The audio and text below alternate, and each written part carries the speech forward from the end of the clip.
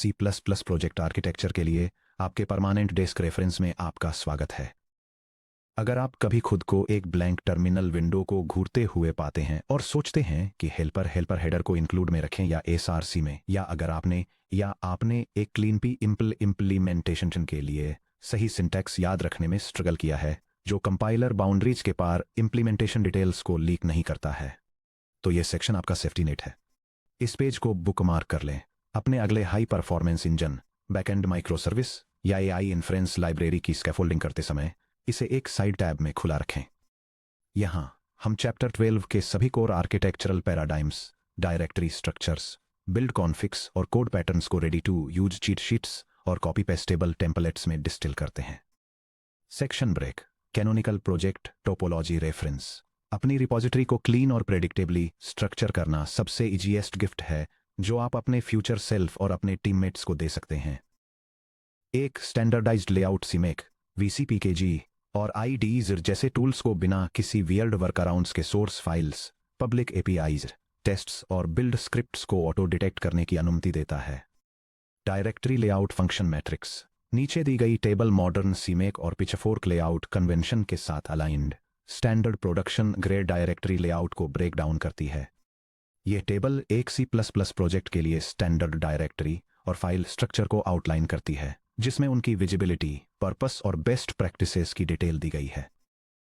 सबसे पहले public include directory, जिसे इंक्लूड स्लैश प्रोजेक्ट नेम के रूप में फॉर्मेट किया गया है, उन पब्लिक हेडर्स के लिए है जिन्हें एक्सटर्नल एप्लीकेशंस द्वारा कंज्यूम किया जाता है।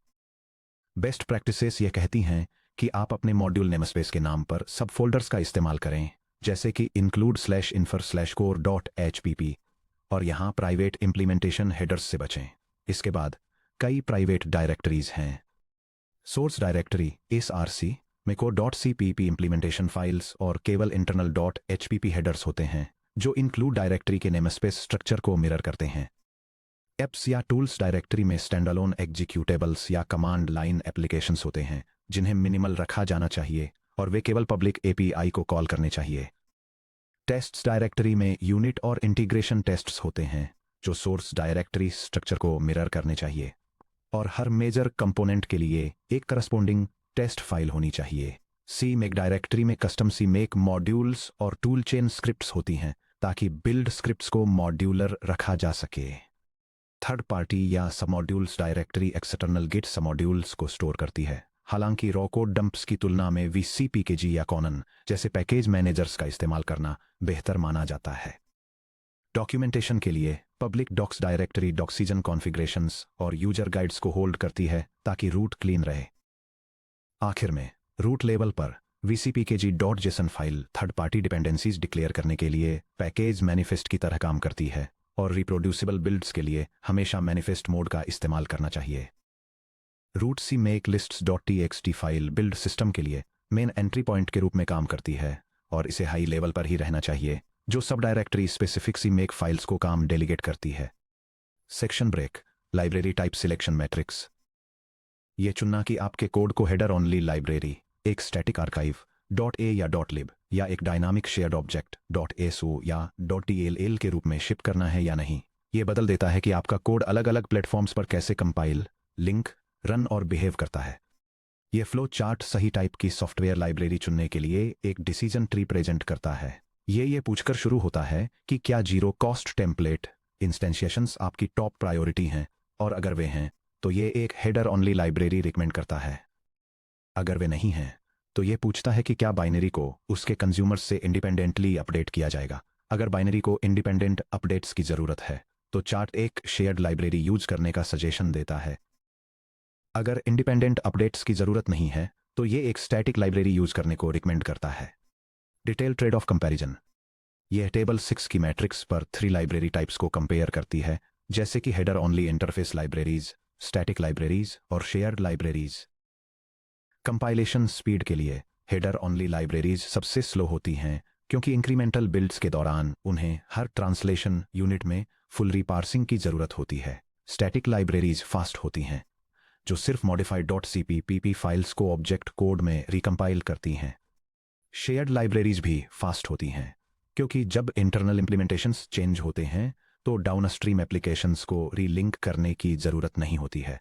रनटाइम परफॉर्मेंस के मामले में हेडर ओनली लाइब्रेरीज ऑप्टिमल होती हैं, जो हैवी इनलाइन ऑप्टिमाइजेशन और डेड कोड एलिमिनेशन की परमिशन देती हैं।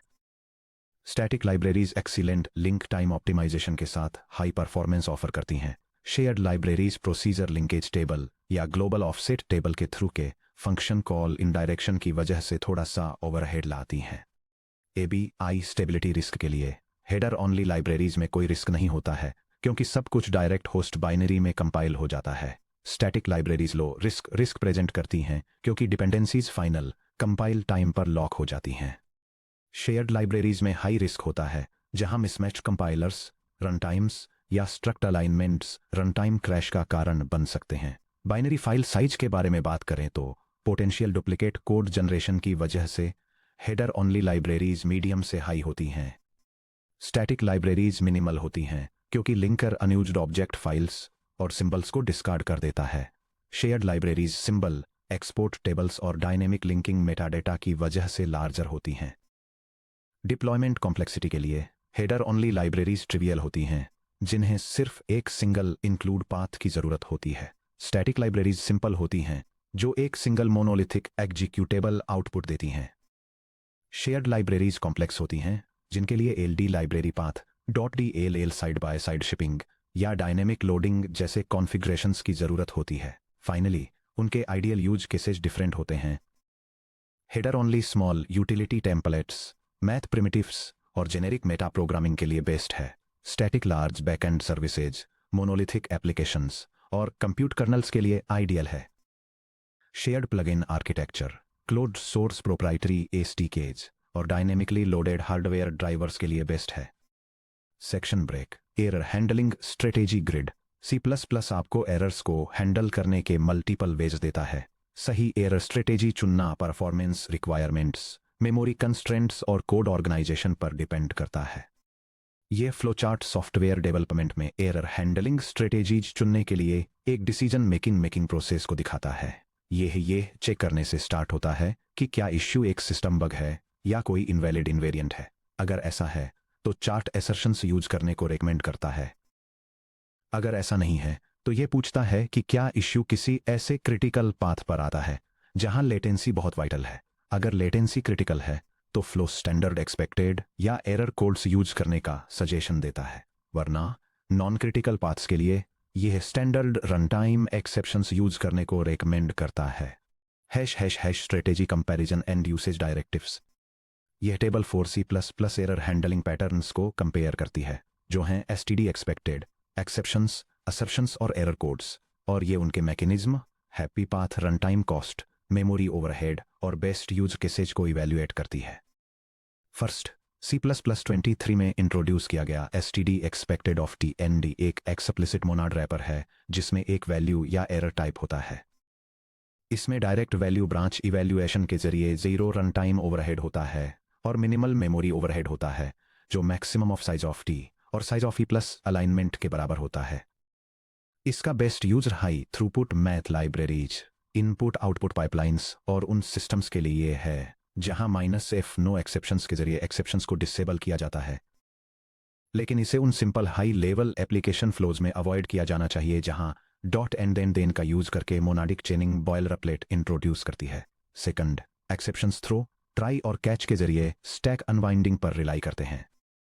ये टेबल ड्रिवन हैंडलिंग के कारण 0 happy path runtime overhead offer करते हैं, लेकिन अनवाइंड टेबल्स की वजह से इनमें हैवी मेमोरी ओवरहेड होता है।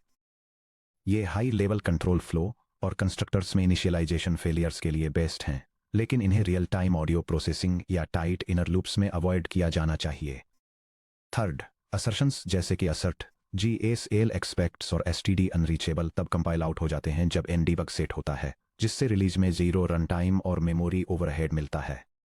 ये प्रोग्रामर बग्स और इन्वेरिएंट वैलिडेशंस के लिए आइडियल हैं, लेकिन इन्हें अनट्रस्टेड यूजर इनपुट या रिकवरेबल एरर्स को वैलिडेट करने के लिए अवॉइड किया जाना चाहिए। फाइनली, एरर कोड्स, जो एनम रिटर्न्स, STD एरर को या आउट पैरामीटर्स का यूज करते हैं, उनका इंटीजर रजिस्टर रिटर्न्स के साथ बहुत कम रनटाइम कॉस्ट होता है और कोई मेमोरी ओवरहेड नहीं होता है।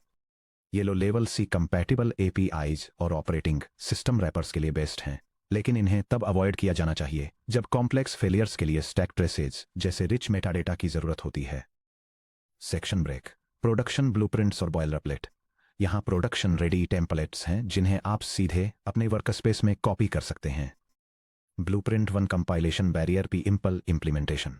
P impl bracket start pointer to implementation bracket close pattern public interfaces को इंटरनल हेडर्स से डीकपल करता है। यह बिल्ड टाइम्स को कम करता है और binary compatibility bracket start ABI stability bracket close को प्रोटेक्ट करता है। पब्लिक इंटरफेस इंक्लूड और इंजन और कंप्यूट इंजन डॉट एचपीपी। ये C++ हेडर फाइल एक कंप्यूट इंजन क्लास के लिए इंटरफेस डिफाइन करती है। यह इंटरनल डिटेल्स को प्राइवेट रखने और कंपाइल टाइम्स को रिड्यूस करने के लिए पॉइंटर टू इम्प्लीमेंटेशन पैटर्न का यूज करती है। यह क्लास अपने रिसोर्सेज को मूव करना सपोर्ट करती है लेकिन उन्हें कॉपी करने से प्रिवेंट करती है। यह इंजन को एक specific number of worker threads के साथ सेटअप करने, न्यूमेरिकल डेटा को प्रोसेस करने और करंट ऑपरेशनल स्टेटस चेक करने के लिए फंक्शंस ऑफर करती है। प्राइवेट इम्प्लीमेंटेशन SRC और कंप्यूट इंजन डॉट CPP। ये C++ source file pointer to implementation design pattern का इस्तेमाल करके एक कंप्यूट इंजन इम्प्लीमेंट करती है।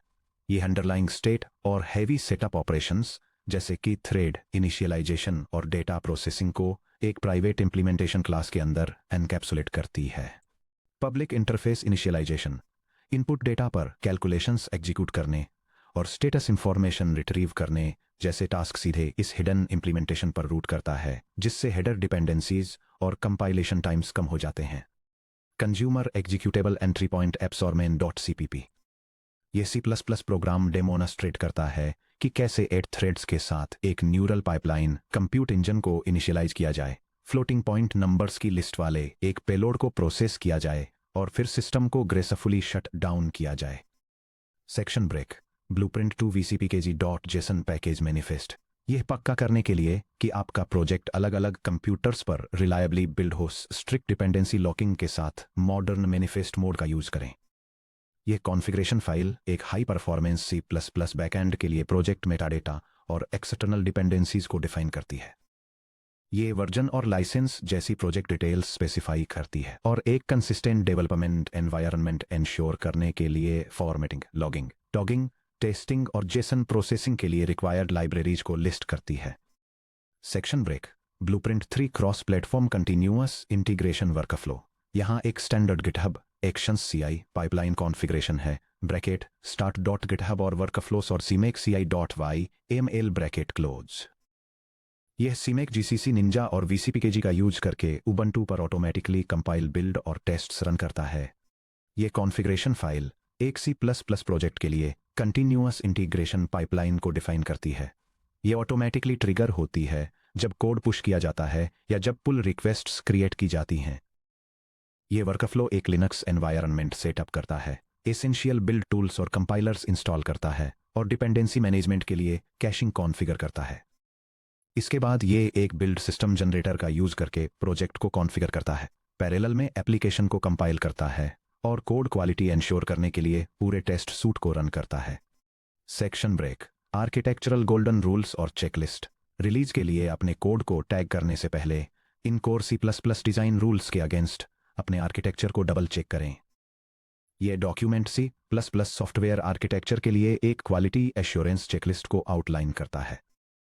यह कंपाइलेशन टाइम्स को कम करने के लिए clean header organization, target based build systems का यूज करके strict build configuration rules, smart pointers और रिसोर्स लाइफ टाइम गारंटीज जैसी सेफ मेमोरी मैनेजमेंट प्रैक्टिसेस और कंसिस्टेंट एरर हैंडलिंग स्ट्रेटेजीज पर फोकस करता है जो नॉर्मल कंट्रोल फ्लो को फेटल एक्सेप्शंस से अलग करती हैं। Section break.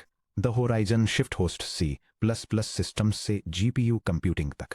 कांग्रेचुलेशंस, आपने structured host side C++ development में महारत हासिल कर ली है। अब आप क्लीन, मॉड्यूलर और मेंटेनेबल सॉफ्टवेयर आर्किटेक्चर बिल्डर कर सकते हैं।